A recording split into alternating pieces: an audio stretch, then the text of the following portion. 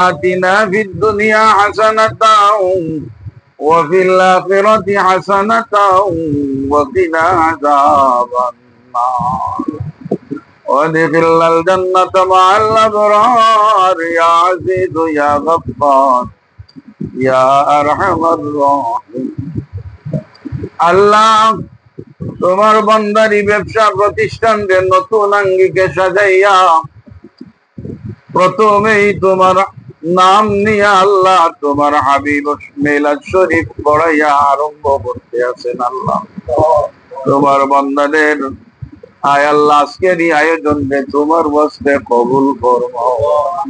নবীজির পাক দরবারে সোনার মদিনা সবটুকুন পৌঁছাইয়া দেও।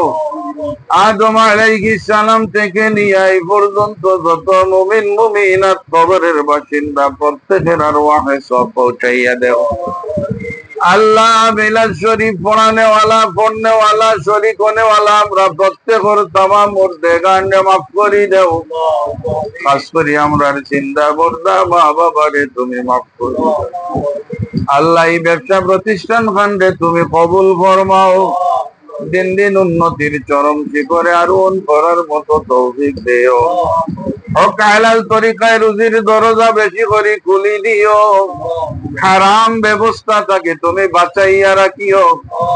বিপদ আপদ বলা মুসিবত তাকে হেফাজত ফরমায়ো। সব জাত অ্যাক্সিডেন্ট তাকে মার্কেটটারে তুমি হেফাজত ফরমায়ো। প্রত্যেক ব্যবসায়ীর ব্যবসার মধ্যে বরকত দান করে দিও।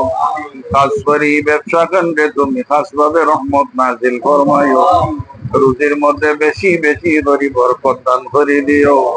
তোমার হাওলা করে দিলাম সবগাটো তুমি সাহায্য করিও মাবুদ। নবীজির খাতিরে আমরার মুনাজাত রে কবুল ফরমাও।